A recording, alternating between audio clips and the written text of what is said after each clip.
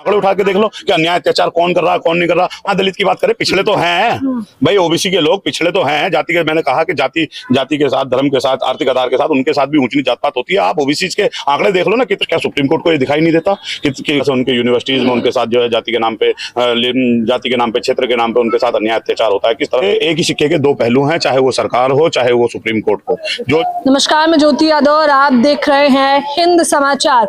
UGC का मसला भले ही सर्वोच्च न्यायालय में ठंडे बस्ते में डाल दिया गया हो, लेकिन इसकी आवाज, हुंकार अभी भी लगातार उठाई जा रही है। लगातार जिस प्रकार से हम कैमरामैन से कहेंगे एक बार तस्वीर दिखाएं कि किस प्रकार से यहाँ पर एक मंच लगा हुआ है। यूजीसी के समर्थन में राष्ट्रीय सेमिनार है यूनिवर्सल जाट मिशन, जिसमें सांसद चंद्रशेखर आजाद भी मौजूद हैं और बखूबी आप दूसरी तरफ भी देख सकते हैं हनुमान बेनीवाल भी यहाँ पर मंच पर आगाज कर चुके हैं। अब सीधे तौर पर सवाल यही है कि जितनी बुलंद तरीके से हिमांशु जी आप लोगों ने ये मसला उठाया था, लेकिन ये तो सर्वोच्च न्यायालय ने इस पे कोई फैसला नहीं दिया, मतलब ठंडे बस्ते में जा चुका है आपका पूरा मसला। धन्यवाद आपका, आप आए। देखो, इसे समझो आप, जब जो है कमजोर वंचित वर्ग के लोगों के हक अधिकारों की बात होगी तो कभी सरकार रोकने का काम करेगी, तो दूसरा जो है माध्यम इन पे हाई कोर्ट और सुप्रीम कोर्ट का माध्यम है। ये किस तरह से जो है लोगों को रिझाने के लिए पहले इन्होंने कहा कि भाई ये यूजीसी लागू होना चाहिए, और किस तरह से मुट्ठी भर लोगों ने इसका विरोध किया और उनकी बात को सुनते हुए इन्होंने जो है उस पर रोक लगाने का काम किया। इन्हें हजारों लाखों लोग, जो करोड़ों लोग जो है रोडों पे उतरे दिखाई दिए, SC ST OBC समाज के लोग, उनकी बात नहीं दिखाई दी। तो कहीं ना कहीं हमें समझना चाहिए कि ये एक ही सिक्के के दो पहलू हैं, चाहे वो सरकार हो चाहे वो सुप्रीम कोर्ट हो। जो फैसले सुप्रीम कोर्ट के आपको दिखाई देते हैं, इतने मतलब अजीब और गरीब जो है इस तरीके की वो है। क्या सुप्रीम कोर्ट को ये दिखाई नहीं देता कि कितने राज्यों में जो है यूजीसी के विरोध में जो है प्रदर्शन हुए, कितने राज्यों में जो है इस तरीके की प्रताड़नाएं हो रही हैं, कितने लंबे समय से जो है कमजोर वंचित वर्ग के लोगों के बच्चों को एक एक करके चिन्हित करके टारगेट किया करके उनको मजबूरन उनको जो है फांसी का फंदा चूमने को या उनको सुसाइड करने को जो है मजबूर किया जाता है। किस तरह से उनके यूनिवर्सिटीज में उनके साथ जो है जाति के नाम पे, क्षेत्र के नाम पे उनके साथ अन्याय अत्याचार होता है। किस तरह से उनकी आर्थिक अपंगता के नाम पे जो है उनके साथ किस तरह से ऊंच नीच जात पात होती है, किस तरह से उनके साथ रंग के नाम पे, उनके धर्म के नाम पे उनके साथ जो है भेदभाव किया जाता है।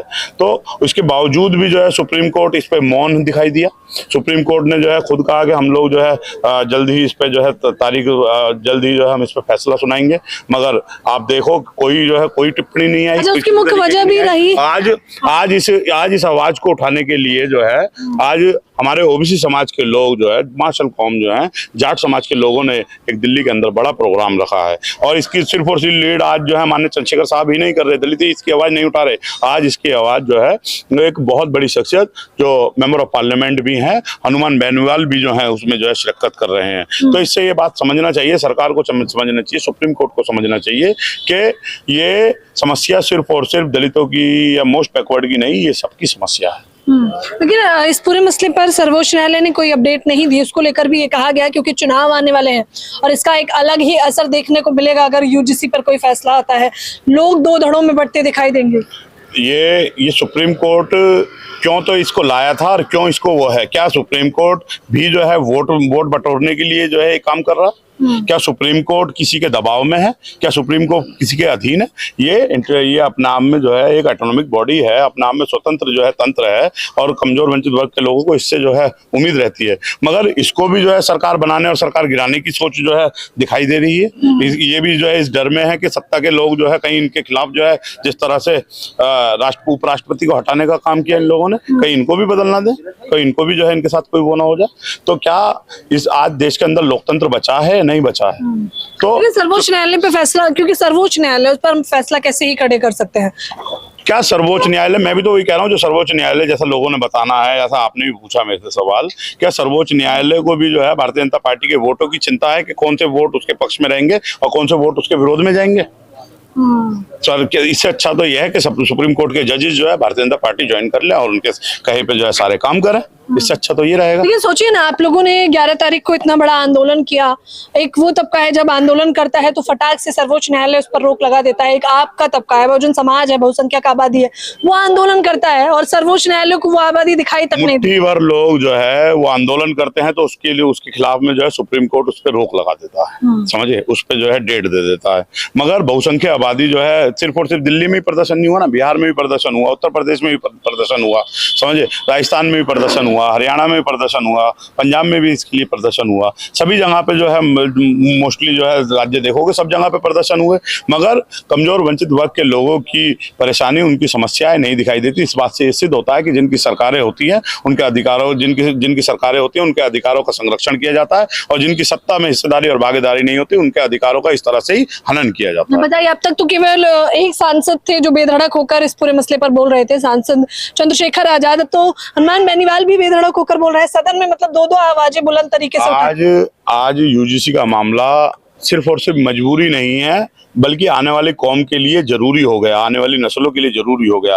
आपको नहीं पता, हम सोच भी नहीं सकते कि हम अपने किस तरह से माँ बाप जो है अपना बच्चों को पेट पाल के जो है उन्हें स्कूल पढ़ाते हैं इसी उम्मीद में कि बच्चा कॉलेज जाएगा, यूनिवर्सिटी जाएगा, वहाँ से डिग्री लेके जो है अच्छी नौकरी पाने का जो है नौकरी पाएगा। मगर ये नहीं पता कि कब जो है किसका शिकार हो जाए, किस उस ऊंच नीच जात पात वाली जो सोच है, मनुवादी सोच है, उसका कब जात पात का शिकार हो जाए और कब जो है बच्चा जो है चाहे ना चाहे उसमें जो है वो कोई ऐसा कदम उठा ले जिस तरह से भाई रोहित वेमुला ने उठाया, बहन पायल तड़वी ने उठाया, आईआईटी दिल्ली में अमित ने उठाया।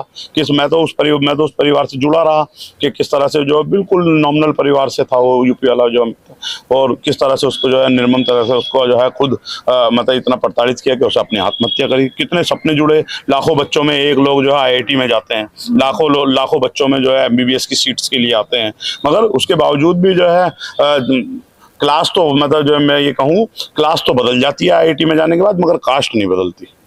देश के अंदर कास्ट बड़ा मुद्दा है, क्लास मुद्दा नहीं है। आईएएस बन जाए, आईपीएस बन जाए, मगर रहेगा जो है एसपी और जज वही जो उसकी जाति है। जैसे सीजीआई जो है, जैसे सीजीआई चीफ जस्टिस क्या नाम था, गवई साहब के जो है साथ जूता फेंकने का काम किया, जैसे वाई पूर्ण सिंह जो है मजबूर किया गया। एक मेरे को इस बात से कोई वो नहीं, मगर मतलब हमारी पूरी संवेदना है उस परिवार के साथ भी। जैसे एएसआई लाठर थे, उन्होंने आत्महत्या करी तो उसके खिलाफ जो है कार्रवाई हो गई, और तो और उनकी बीवी के खिलाफ आईएएस जो है वाई पूरन सिंह के जो है उनकी बीवी के नाम भी जो उस एफआईआर में आ गया। मगर वाई पूरन सिंह की इतने दिन जो है 8-9 दिन जो है शव रखा रहा चंडीगढ़ में, कैपिटल था चंडीगढ़, उसके बावजूद भी जो है एफआईआर नहीं हुई। तो इससे अंदाजा लगाइए कि जिनकी सत्ता है, जिनका संरक्षण है, जिनको संरक्षण सत्ता का प्राप्त है, उनके खिलाफ जो है कोई भी कदम उठाएगा तो उसको कोई हाई कोर्ट के माध्यम से, कोई सुप्रीम कोर्ट के माध्यम से रोकने का काम किया जाएगा। आंदोलन सिर्फ आप ही लोग थोड़ी ना कर रहे हैं, आंदोलन तो दूसरा पक्ष भी कर रहा है और वो दलील भी दे रहा है कि पहले ही आप लोगों के पास SC/ST एक्ट है, अब उसके अलावा कौन सा एक्ट चाहिए? SC/ST के लिए नहीं है ना मैम, ये जो हो रहा है बैनर तले, ये ओबीसी समाज के लोग कर रहे हैं।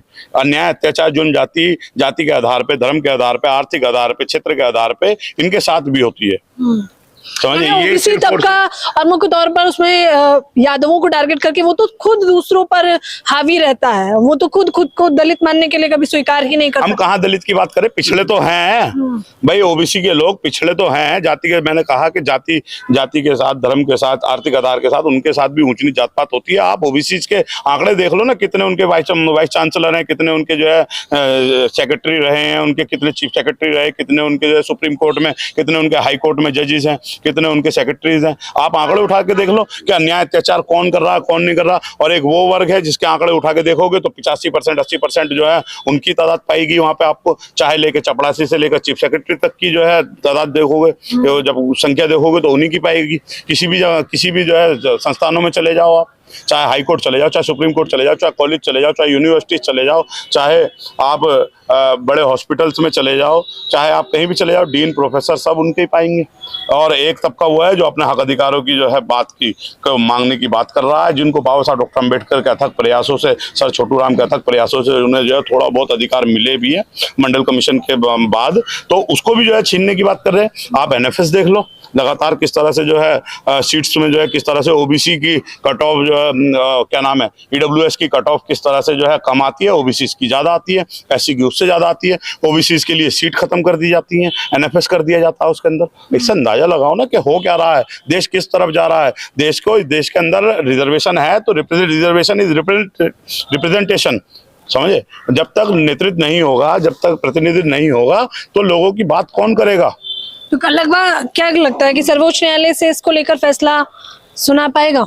सर्वोच्च न्यायालय इसके लिए मैंने जो समर्थन में, मतलब यूजीसी नए नियमों के समर्थन में है आप लोग? क्योंकि हम लोग तो समर्थन में है, हमारी उम्मीद भी यही है क्योंकि हम तो लोकतांत्रिक व्यवस्था को मानने वाले लोग हैं, भारतीय संविधान में विश्वास रखते हैं और उम्मीद करते हैं कि सुप्रीम कोर्ट जो है उसकी आंख खुले, जो उसकी कुंभकर्ण की नींद है, जो उसे दिखाई नहीं देते, दलितों के अत्याचार नहीं दिखाई देते, दलितों पे किस तरह से जो है कम जमीनें हैं, लैंडलेस लोग हैं, आज भी उनके साथ जुल्म जास्ती है, उनके साथ जो है जब वो दूसरों के यहाँ पे मजदूरी करने जाती है उनके साथ किस तरह से जो है अन्याय अत्याचार होता है, किस तरह से शोषण होता है, किस तरह से उत्पीड़न होता है।